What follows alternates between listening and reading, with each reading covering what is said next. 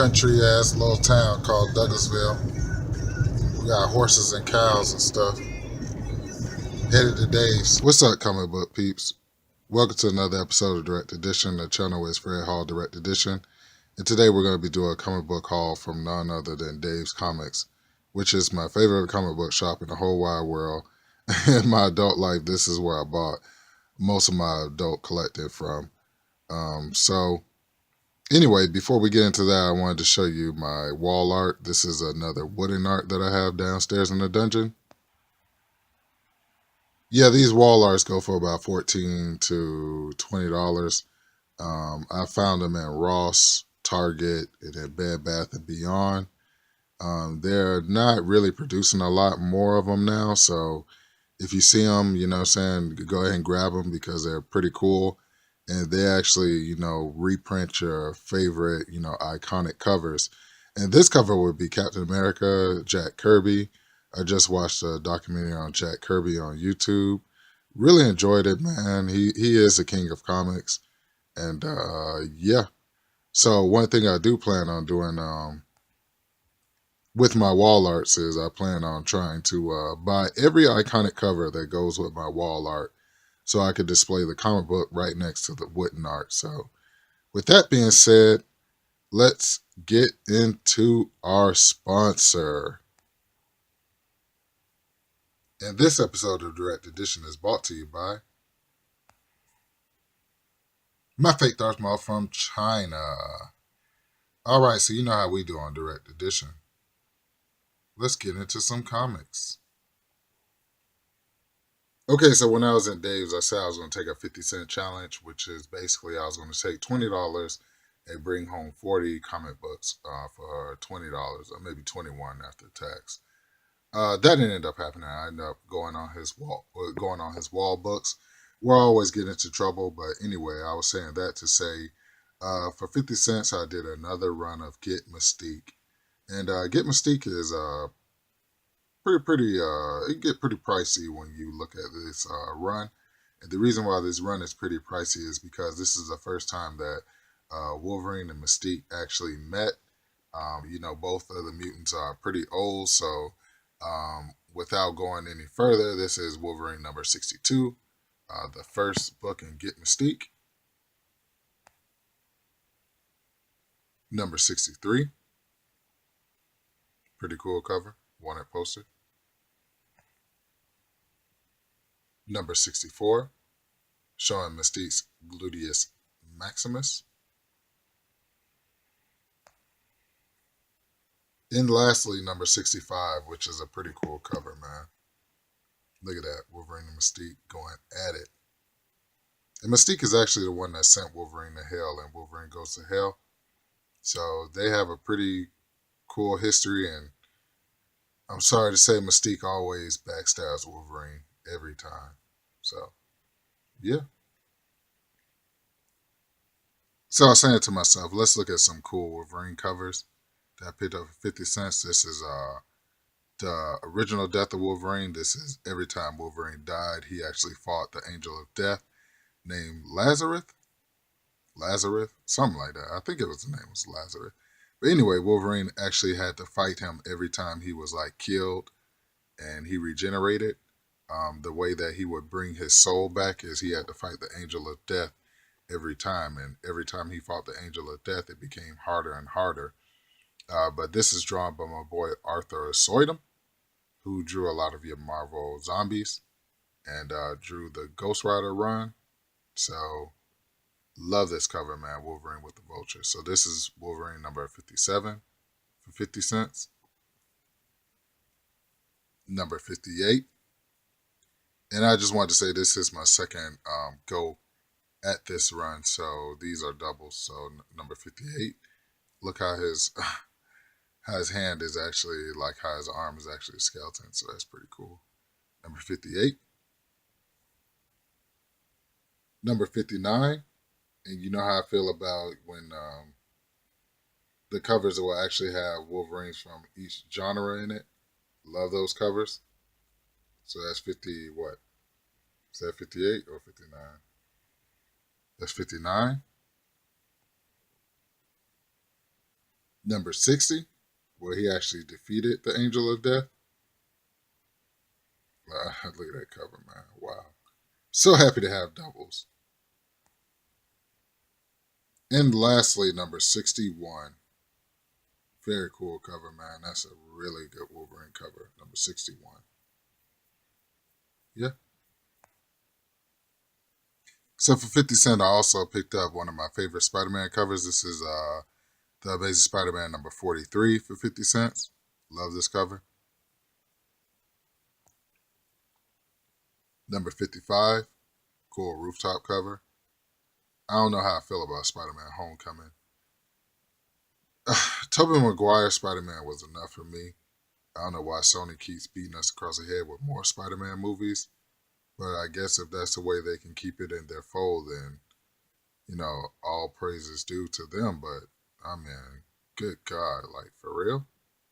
How many Spider-Mans are we going to have? We had 3 Spider-Mans in my generation? Come on, man. So I was pretty excited to pick up this Batman number 34. I saw this at Dave's, and Dave had it for $5, so I'm not even going to lie to you. I snuck to my favorite comic book shop, which is around the corner, which is Arcade Comics.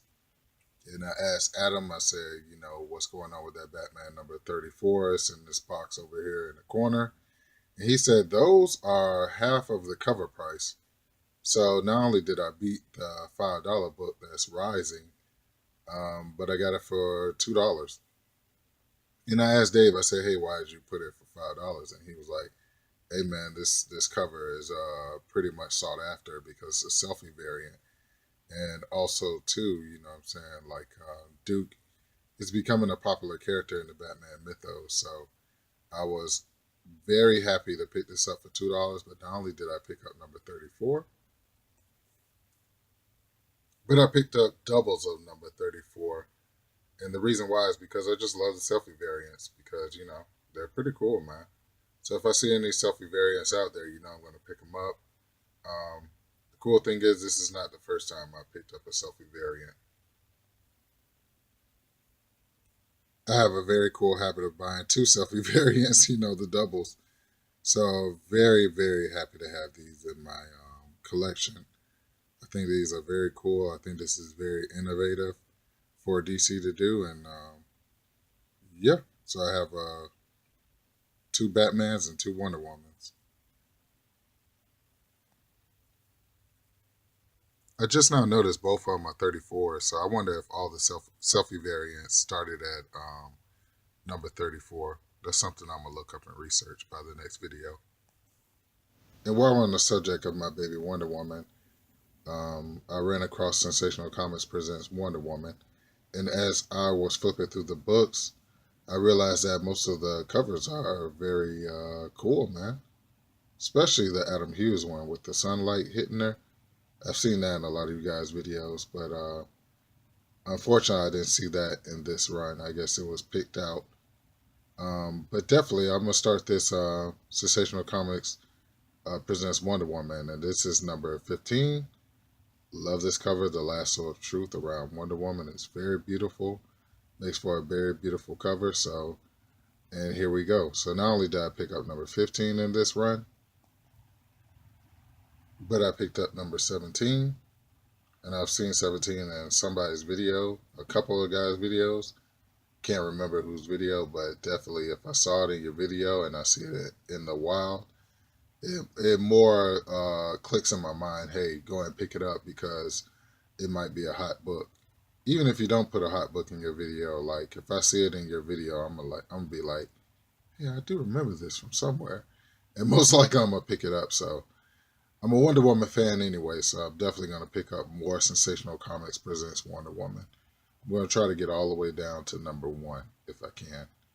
And yeah, man, pretty nice. Like this. And so, keeping up with Wonder Woman, you have 2 of my favorite Wonder Womans on the front cover. Yeah, Wonder Woman beating up Donna Troy. Everybody knows I'm a huge Donna Troy fan. Donna Troy is actually... Okay, what happened was Wonder Woman was supposed to be in Teen Titans.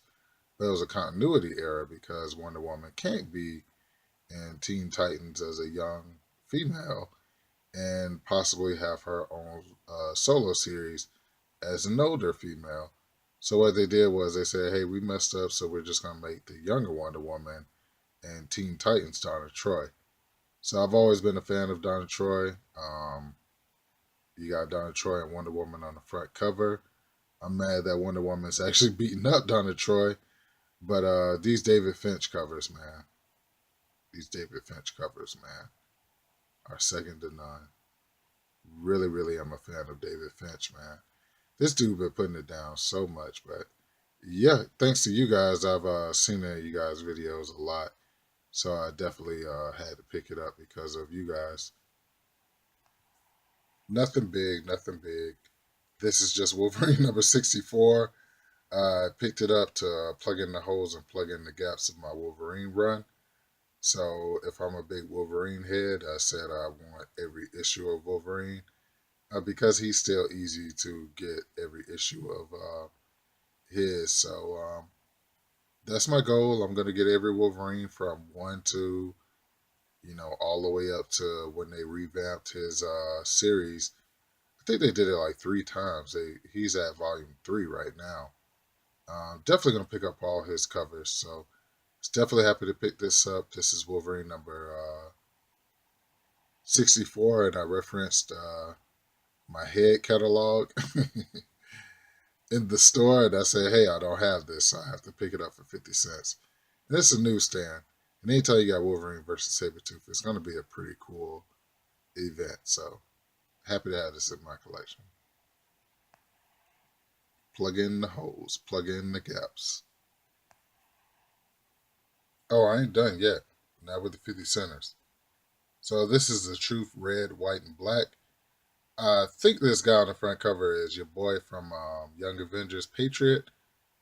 That's his granddad. His granddad is the original Captain America. I don't think he went undergo the Super Soldier Serum, but he is the original Captain America, and this is a 5 to 6 part series, and this is number 1. So when I saw number 1 for 50 cents, I said, "Hey, I'm going to try it out, and if it's good, I'm going to go back and get the trade paperback."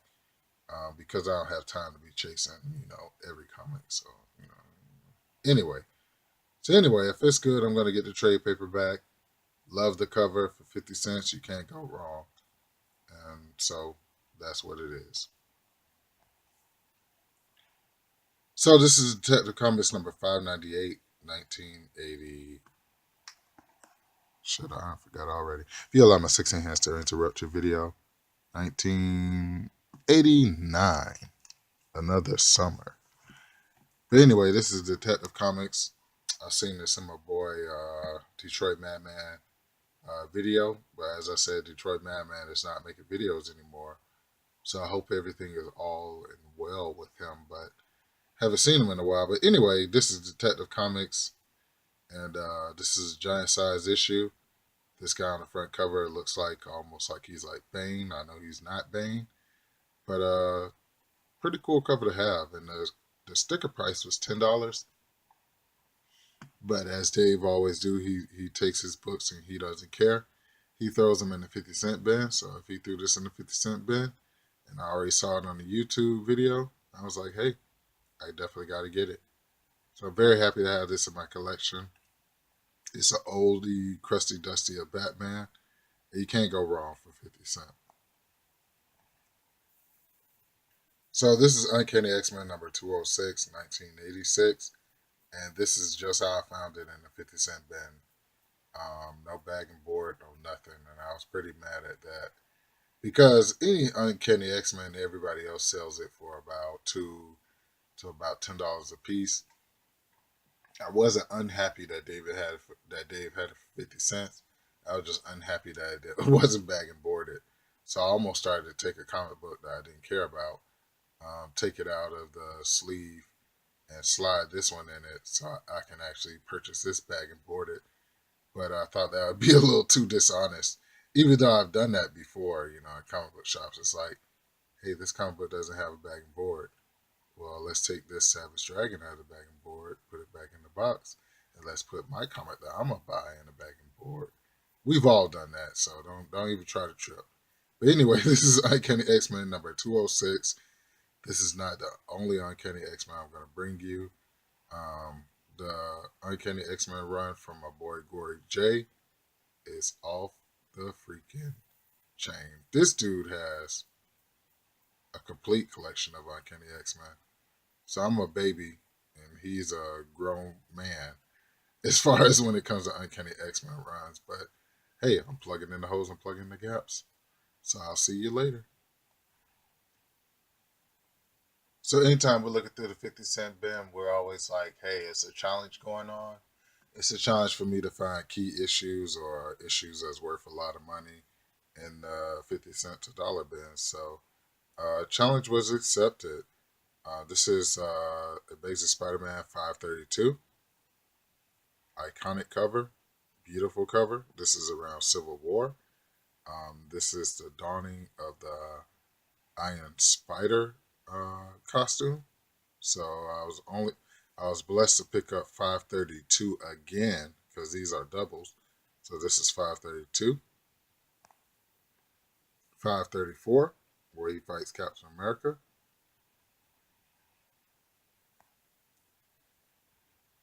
and lastly 535 when Peter Parker actually realized that Iron Man was using them and he changed out Iron Man. The cool thing about this book is Iron Man had a protocol which shut down the Iron Spider suit, and Peter Parker already had figured it out. So he reversed it, and he actually put a protocol in Iron Man's suit, which shut Iron Man down. So I love this run. This is 535. Pretty cool.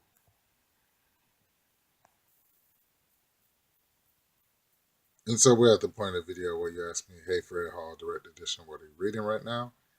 And what I'm reading right now, this is Batman New 52. This is the Night of the Owls. The Night of the Owls is actually like how Marvel does companion books. The Night of the Owls is a companion book to Batman Court of Owls. So I was very happy to pick this up for a very cheap price. I got this for under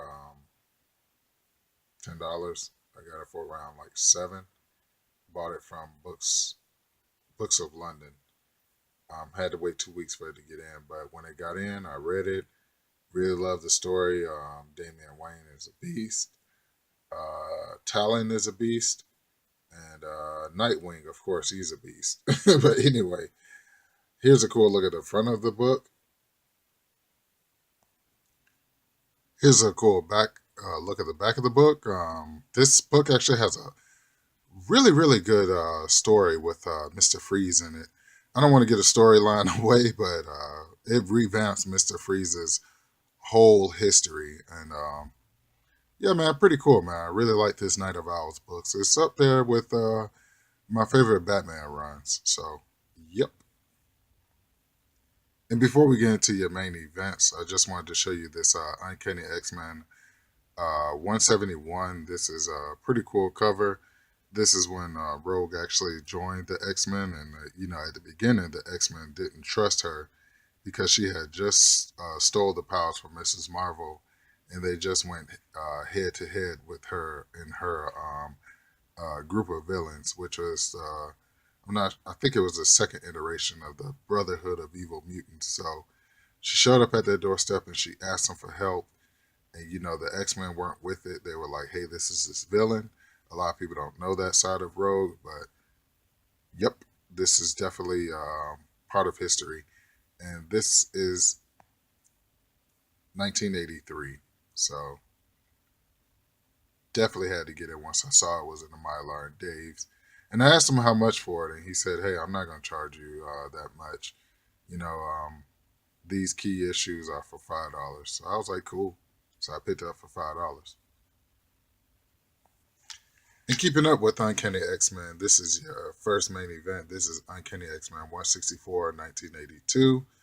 The significance of it, I was just talking about Rogue and Mrs. Marvel. That's binary on the front cover. That's actually Carol Danvers, Mrs. Marvel. If you're an Uncanny X-Men fan, this is one of the key issues that you're looking for. And Dave only charged me $5 for it. I know he could have charged up to like $30 to $40. He only had it for $5, and this is a beautiful copy, man. If you look at the Spider-Man down at the bottom where the usually says like newsstand or direct edition, he's actually whiter than white can get. So definitely love this book. Finally have it in my collection. Iconic X-Men cover. So, yep, that would be your first main event.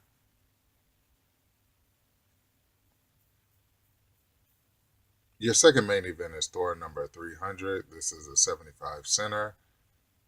This is back in 1980.